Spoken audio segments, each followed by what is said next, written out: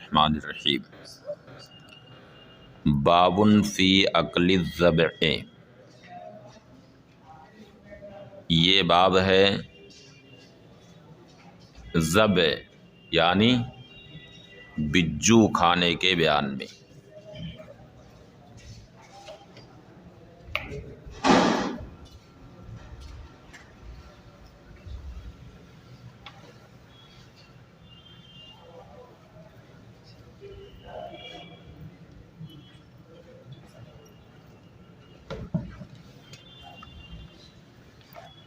چلیے ماشاءاللہ کچھ لوگ تو آ گئے۔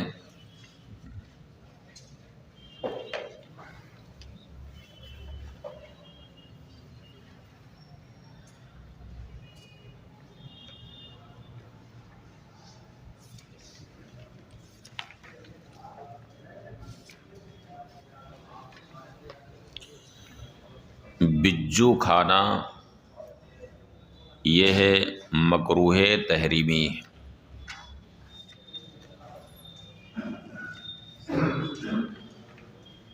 مطلب جو بعض علماء نے کہا ہے کہ ہمارے نزدیک یہ مکروہ تحریمی ہے، یعنی قواعد کا مقتضا یہی، ورنہ حدیث شریف کا عموم دیکھا جائے تو اس کو حرام بھی اگر قرار دیا جائے تو کچھ عجب نہیں، اس لیے کہ یہ ایک خطرناک قسم کا جانور جو کتے کے مشابہ ہوتا ہے، اور یہ انسانوں پر حملہ کر دیتا ہے، اس کا گلا پکڑ لیتا ہے، انسان کا گلا پکڑ لیتا ہے اور چیڑ پھاڑ کے رکھ دیتا ہے۔ دیکھا آپ لوگوں نے یہ؟ نہیں دیکھا ہے؟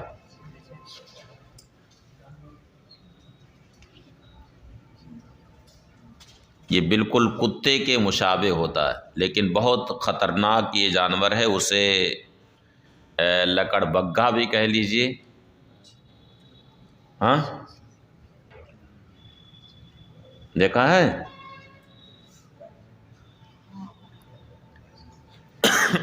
حدثنا محمد بن عبداللہ الخزاعی قال اخبرنا جریر بن حازم عن عبداللہ بن عبید عن عبد الرحمن بن ابی عمار عن جابر بن عبداللہ رضی اللہ تعالی عنہما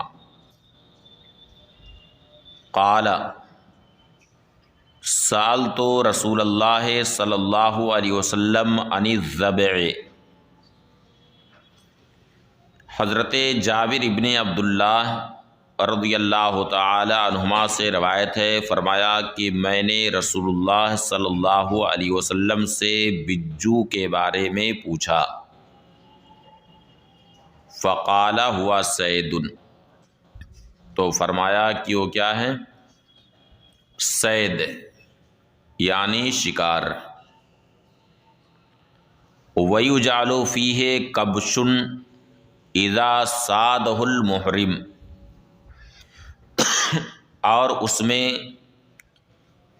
ایک میڈھا رکھا جائے گا جبکہ کوئی محرم یعنی جو حالت احرام میں ہے وہ اس کا شکار کرے۔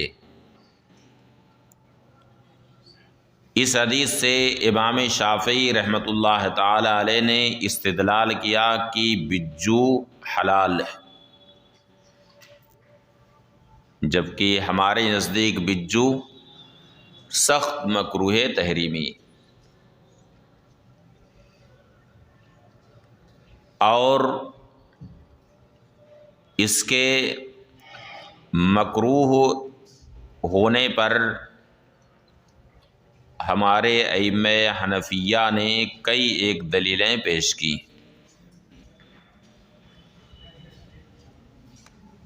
مگر اس سے پہلے یہ دیکھا جائے کہ جس حدیث شریف سے امام شافعی نے استدلال کیا ہے اس کی توجیہ و تعویل کیا ہوگی۔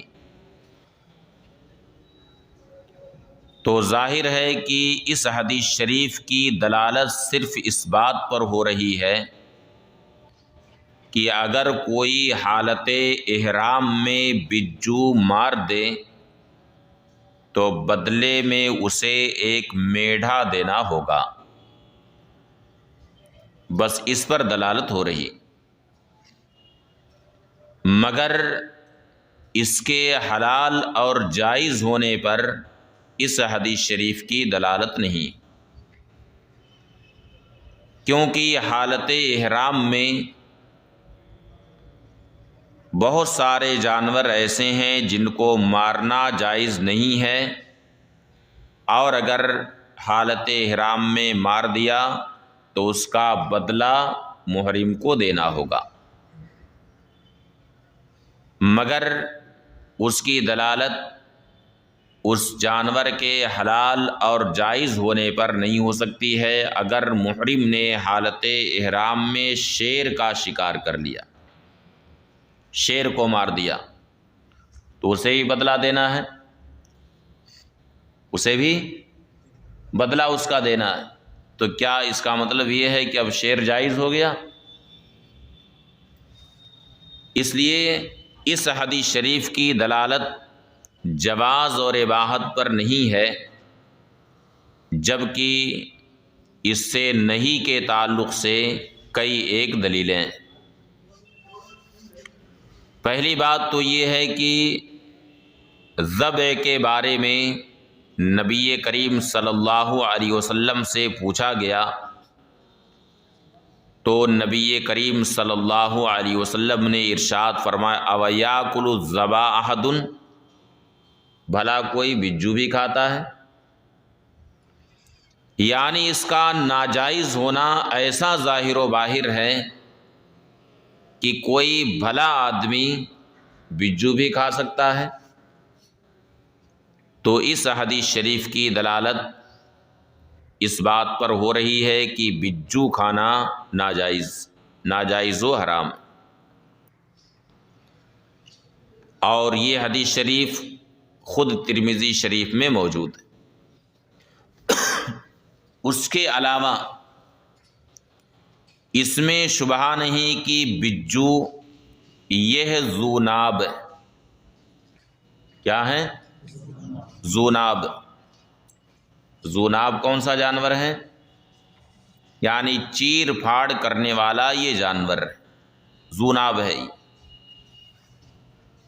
یعنی جس جانور کے یہ دونوں کنارے بڑے بڑے نوکیلے دانت ہوتے ہیں، ایسے جانور کو کیا کہا جاتا ہے؟ ذوناب کہا جاتا ہے۔ آپ دیکھیے جتنے چیر پھاڑ کرنے والے جانور ہوتے ہیں سب کو دونوں کنارے بڑے بڑے نوکیلے دانت ہوتے ہیں۔ شیر کو دیکھ لیجئے، اس کے بھی آگے دو دانت ہوتے ہیں، کتوں کو دیکھ لیجئے، اس کے بھی ہوتے ہیں۔ تو یہ ہے ذبح، یہ بھی ذوناب ہے، بلکہ کتوں سے بھی زیادہ یہ خطرناک۔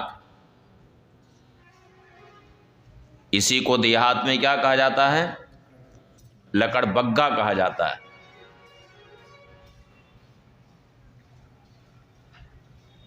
زو وغیرہ میں دیکھیے یہ وہی ہے، لکڑ بگھا ہے ذبح۔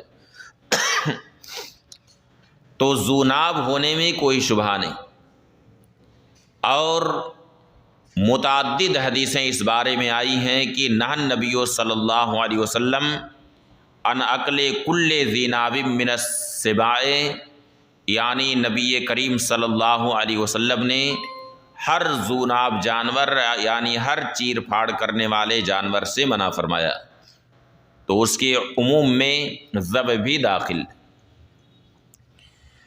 باب النہی عن اکل السباع، یہ باب ہے درندوں کو کھانے سے نہی کے بیان میں۔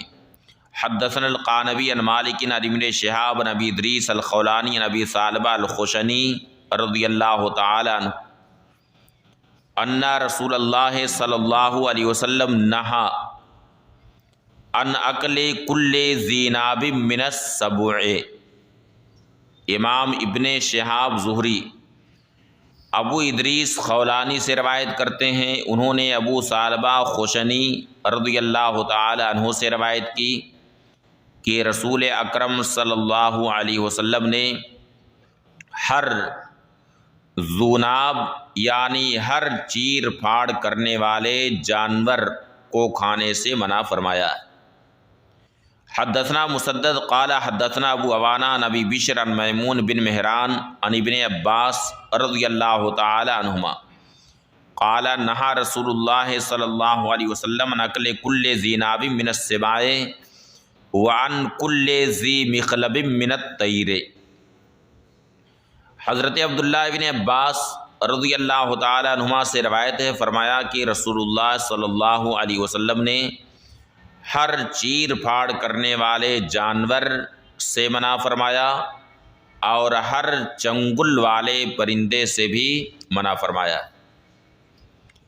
پرندوں میں تحریم کی دو وجہیں ہیں، ایک یہ ہے کہ اس کے پاس چنگل، اور دوسری وجہ تحریم ہے کہ وہ مردار کھاتا۔ ان دونوں وجہوں میں سے جو بھی وجہ پرندے کے اندر پائی جائے اس پرندے کا کھانا ناجائز اور گناہ ہے۔ اب یہ چنگل والے پرندے کون سے ہیں؟ جیسے چمگادڑ کو دیکھ لیجیے، اس کے کیا ہوتے ہیں؟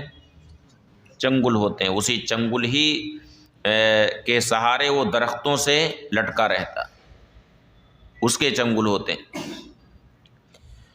تو پرندوں میں ممانعت کی یہ دو وجہ ہیں، ایک اس کا ذو مخلب ہونا یعنی چنگل والا ہونا، اور دوسری وجہ مردار کھانا، جیسے کہ کوا، وہ کیا کھاتا ہے؟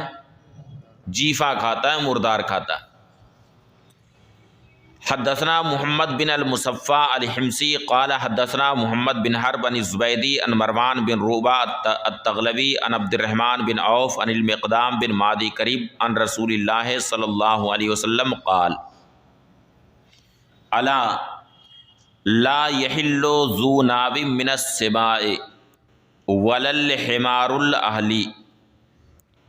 مقدام ابن مادی کریب فرماتے ہیں کہ نبی کریم صلی اللہ علیہ وسلم نے ارشاد فرمایا، خبردار کوئی بھی چیر پھاڑ کرنے والا جانور حلال نہیں، ولا الحمار الاہلی، اور نہ ہی گدھا حلال ہے۔ حمار کی صفت اہلی جو ہے وہ اس وجہ سے ہے کہ حمار کی دو قسمیں، ایک حمار اہلی اور ایک حمار وحشی، جسے حمار الوحش کہتے ہیں، یعنی ایک اہلی گدھا اور دوسرا جنگلی گدھا، یعنی ایک پالتو گدھا اور دوسرا جنگلی گدھا۔ تو جنگلی گدھا جسے حمار وحشی کہتے ہیں وہ کیا ہے؟ جائز۔ حمار وحشی، حمار وحشی یعنی جنگلی گدھا، یہ کون سا جانور ہے؟ نیل گائے۔ نیل گائے کا جو نر ہے جس کے سر پر دو سینگ ہوتی ہے اور یہ کالا ہوتا ہے، اسے کیا کہتے ہیں؟ حمار وحشی، جنگلی گدھا۔ دیکھا ہے کہ نہیں اس جانور کو؟ گھڑروج کا نام نہیں سنا ہے؟ ہاں، گھڑراج کہتے ہیں، دیکھا ہے نا؟ اور اسی کی جو مادہ ہے وہ بقر الوحش ہے، جسے نیل گائے کہتے ہیں۔ تو یہ دونوں جائز، حمار وحشی اور بقر الوحش یہ دونوں جائز، جبکہ حمار اہلی یہ وہی ہے جسے ہم اپنے عرف میں گدھا کے لفظ سے تعبیر کرتے ہیں۔ بہار شریعت میں حمار وحشی کا ترجمہ جنگلی گدھا سے کیا گیا ہے اور اس کے جواز کا حکم مذکور ہے، تو اسی کو دیکھ کر کے کچھ لوگ یہ الزام دیتے ہیں کہ ان لوگوں کے وہاں گدھا جائز، حالانکہ اس سے کیا مراد ہے؟ حمار وحشی یعنی جنگلی گدھا جسے گورخر کہا جاتا ہے، اسے کیا کہتے ہیں؟ گورخر۔ وَلَا اللُّقْطَةُ مِن مَّالِ مُوَاحَد، اور نہ ہی اس شخص کے مال کا لقطہ جائز ہے جس سے معاہدہ ہو چکا ہو، یعنی ذمی، جس سے سلطان اسلام نے معاہدہ کیا، اس کے مال کا لقطہ بھی جائز نہیں، کیونکہ سلطان اسلام نے اس کے جان و مال کی حفاظت کا ذمہ لیا ہے، تو جیسے کسی مسلمان کا لقطہ وہ جائز نہیں ہے، اسی طرح سے ذمی کے بھی مال کا لقطہ جائز نہیں۔ لقطہ یعنی کوئی سامان کہیں گرا ہوا ملا اور کوئی اسے اٹھا لے، اسے کیا کہا جائے گا؟ لقطہ کہا جائے گا۔ لقطہ کے تعلق سے فقہا فرماتے ہیں کہ اگر 10 درہم سے مالیت میں کم ہے وہ،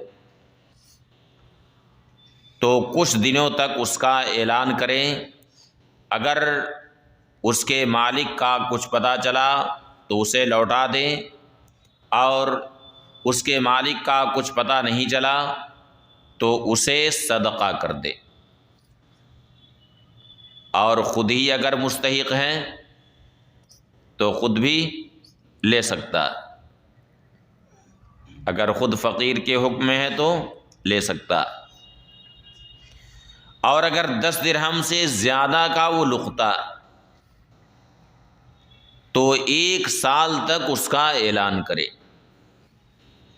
بازاروں میں اعلان کرے، جہاں لوگوں کا مجمع ہوتا ہے وہاں اعلان کریں، جگہ جگہ اعلان کریں، 1 سال کے تک اگر اس کے مالک کا پتہ نہیں چلا تو اس وقت وہ صدقہ کر دے، اور صدقہ کرنے کے بعد اگر کہیں مالک اس کا آ گیا تو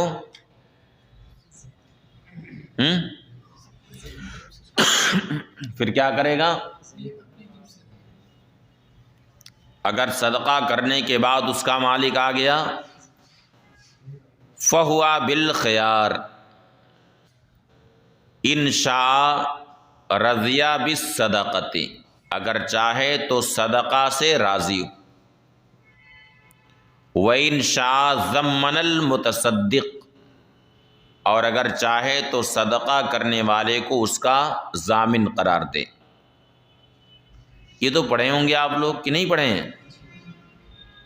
پڑھے ہیں نا؟ ہاں، پڑھنے کے تعلق سے سوال بھی ہے خالی۔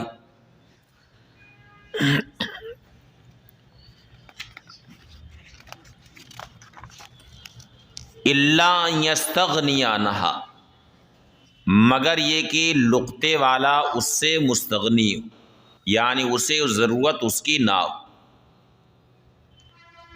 اگر یہ معلوم ہے کہ لقطے والے کو اس کی کوئی ضرورت نہیں تو اب اسے اٹھانے میں کوئی حرج نہیں، جیسے انار والا انار بیچتا ہے، اس کا جوس نکالتا ہے اور چھلکا باہر ڈال دیتا ہے، تو اب یہ معلوم ہے کہ انار والے کو چھلکے کی ضرورت نہیں ہے، تو اس طرح سے اگر معلوم ہے کہ اسے اس کی ضرورت نہیں ہے تو اب اسے خود لینے میں کوئی حرج نہیں۔ وَأَيَّمَا رَجُلٍ أَضَافَ قَوْمًا، اور جو شخص کسی قوم کا مہمان ہو، فَلَمْ يَقْرُوهُ، اور وہ اس کی ضیافت نہ کریں، فَإِنَّ لَهُ أَن يُعِقِبَهُمْ بِمِثْلِ قِرَاهِ، تب اسے یہ حق پہنچتا ہے کہ اپنی میزبانی کی مقدار میں ان سے لے لیں۔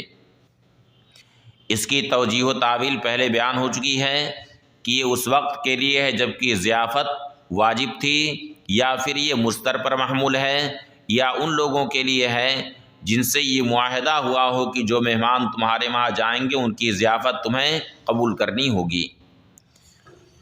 حدثنا محمد بن بشار عن ابن ابی عدی عن ابن ابی عروبہ عن علی بن الحکم عن میمون بن مہران عن سعید بن جبیر عن ابن عباس رضی اللہ تعالی عنہما قال نہا رسول اللہ صلی اللہ علیہ وسلم یوم خیبر عن اکل کل ذی ناب من السباع وعن کل ذی مخلب من الطیر۔ سعید ابن جبیر حضرت عبداللہ ابن عباس رضی اللہ تعالی عنہما سے روایت کرتے ہیں، انہوں نے فرمایا کہ نبی کریم صلی اللہ علیہ وسلم نے خیبر کے دن ہر ذو ناب، ہر چیر پھاڑ کرنے والے جانور سے منع فرمایا اور ہر چنگل والے پرندوں سے بھی منع فرمایا۔ حدثنا عمرو بن عثمان قال حدثنا محمد بن حرب قال حدثني ابو سلمہ سلیمان بن سلیم عن صالح بن یحییٰ بن المقدام عن جدہ المقدام بن معدی قریب بن خالد بن الولید رضی اللہ تعالی عنہ قال غزوت مع رسول اللہ صلی اللہ علیہ وسلم خیبر۔ حضرت خالد بن ولید رضی اللہ تعالی عنہ سے روایت، انہوں نے فرمایا کہ میں نے نبی کریم صلی اللہ علیہ وسلم کے ساتھ غزوہ خیبر میں شرکت کی، تو یہود آئے اور انہوں نے یہ عرض کیا کہ لوگ ان کے باڑوں کی طرف تیزی کر رہے ہیں، یعنی ہمارے باڑوں میں جو جانور ہمارے بدے ہوئے ہیں، جو ہمارے اموال ہیں، لوگ انہیں لے رہے ہیں۔ فقال رسول اللہ صلی اللہ علیہ وسلم، تو نبی کریم صلی اللہ علیہ وسلم نے فرمایا الا لا تحل اموال الموحدین الا بحقها، خبردار، ذمیوں کے مال جن سے معاہدہ ہو چکا ہے، سلطان اسلام نے ان سے معاہدہ کیا ہے، ان کے جان و مال کی حفاظت کا ذمہ لیا ہے، ان کے مال جائز نہیں الا بحقها، مگر جبکہ ان اموال سے کوئی حق وابستہ، تو اس حق کے لیے ان کا مال لیا جائے گا۔ وَحَرَامٌ عَلَيْكُمْ حُمُرُ الْأَهْلِيَّةِ، اور تم پر گدھے، گھوڑے اور خچر اور ہر چیر پھاڑ کرنے والا جانور اور ہر چنگل والا پرندہ حرام ہے۔ حدثنا احمد بن حنبل و محمد بن عبد الملک قال حدثنا عبد الرزاق عن عمر بن زید الصنعانی انہ سمع ابا الزبیر عن جابر بن عبد اللہ رضی اللہ تعالی عنہما ان النبی صلی اللہ علیہ وسلم نہا عن ثمن الحر۔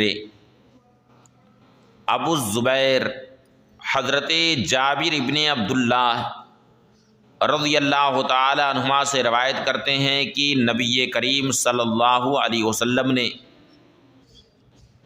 بلی کے سمن سے، یعنی بلی کا سمن کھانے سے منع فرمایا، یعنی گویا اس کی بیع و شراء سے منع فرمایا۔ یہ محمول ہے اس بلی پر جو نفع بخش نہ ہو، باقی وہ بلی جس میں نفع، یعنی آدمی اسے نفع کے لیے خریدے، تو بلی سے کون سا نفع وابستہ ہے؟ بلی گھر میں رہے گی تو چوہوں کو کھا جائے گی، یا اس طرح سے اور کوئی نفع اس سے وابستہ، تو اب اسے بیچنے خریدنے میں کوئی حرج نہیں۔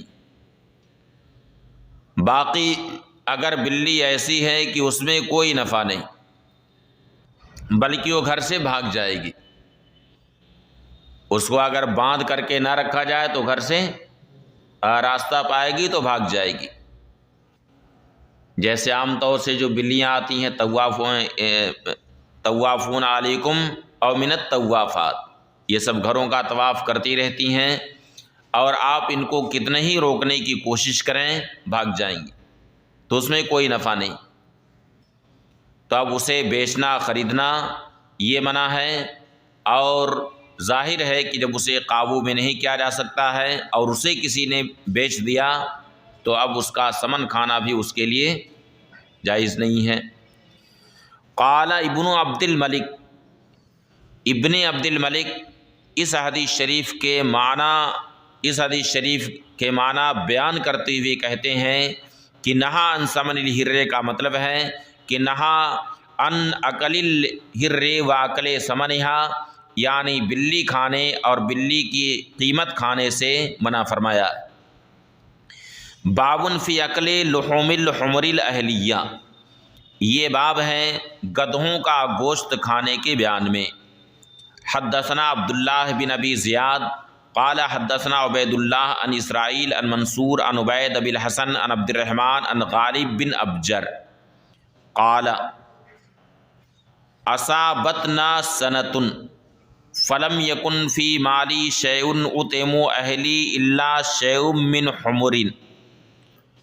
غالب ابن ابجر سے روایت، انہوں نے فرمایا کہ ہم پر ایک بار قحط سالی آئی اور میرے مال میں کوئی بھی ایسی چیز نہیں تھی جو میں اپنے بال بچوں کو کھلاتا سوائے کچھ گدھوں کے۔ وقد کان النبی صلی اللہ علیہ وسلم حرم لحوم الحمر الاہلیہ، جبکہ نبی کریم صلی اللہ علیہ وسلم نے گدھوں کا گوشت حرام قرار دے دیا تھا۔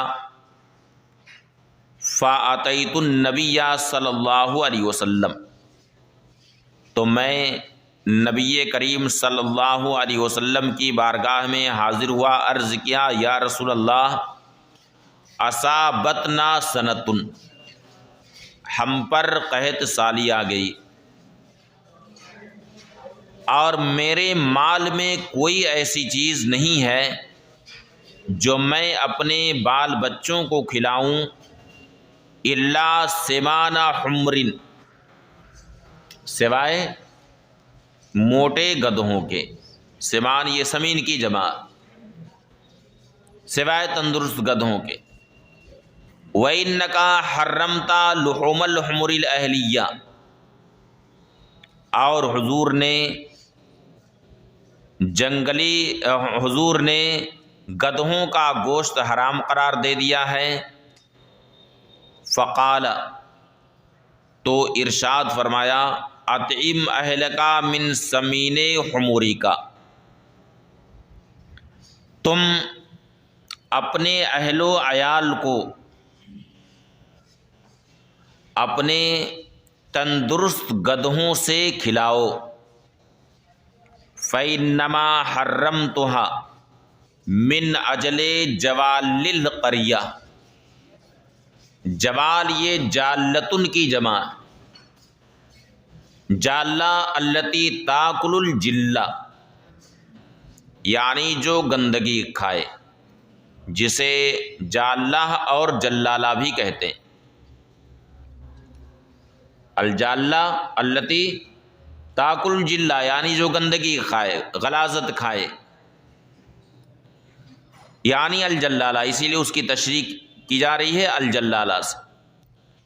یعنی میں نے جو گدھوں کو حرام قرار دیا وہ ہو کس وجہ سے، من اجل جوال القریہ، یعنی بستی میں آبادی میں جو گندگی کھانے والے گدھے تھے ان کو دیکھ کر کے میں نے انہیں حرام قرار دیا۔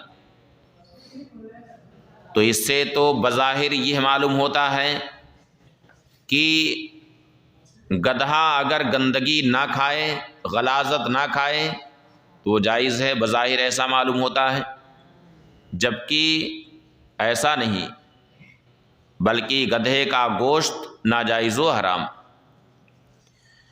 باقی اس حدیث شریف میں جو یہ ہے کہ فَإِنَّمَا حَرَّمْتُهَا مِنْ أَجْلِ جَوَالِ الْقَرْيَةِ، یہ جو اس حدیث شریف میں زیادت ہے، اس زیادت پر اصحاب جرح و تعدیل نے سخت کلام کیا ہے۔ باقی ثقات نے جو اس حدیث کی روایت کی ہے انہوں نے اس لفظ کے ساتھ روایت نہیں کی، یعنی یہ اتنا ذکر نہیں کیا فَإِنَّمَا حَرَّمْتُهَا مِنْ أَجْلِ جَوَالِ الْقَرْيَةِ۔ اور بالفرض اگر ثابت بھی ہو تو اس کے لیے ناسخ وہ تمام حدیثیں ہیں جن میں صریح طور پر یہ آیا ہے کہ حرام علیکم الحمر الاہلیہ، یعنی گدھے تم پر حرام ہیں، اور متعدد حدیثیں اس معنی میں آئی ہیں کہ نبی کریم صلی اللہ علیہ وسلم نے گدھوں کا گوشت کھانے سے منع فرمایا، تو نہیں والی حدیثیں اس کے لیے ناسخ ہوں گی۔ اور اس حدیث شریف میں اس بات کی صراحت ہے کہ حضرت غالب ابن ابجر نے نبی کریم صلی اللہ علیہ وسلم سے جو عرض کیا تھا وہ یہ کہ قحط سالی آ گئی تھی اور بال بچوں کو کھلانے کے لیے کوئی چیز ان کے پاس نہیں تھی، تو یہ کیفیت اضطرار کی تھی۔ کیسی کیفیت تھی؟ اضطرار کی۔ اس لیے اس حدیث شریف سے عام احوال پر استدلال نہیں کیا جا سکتا۔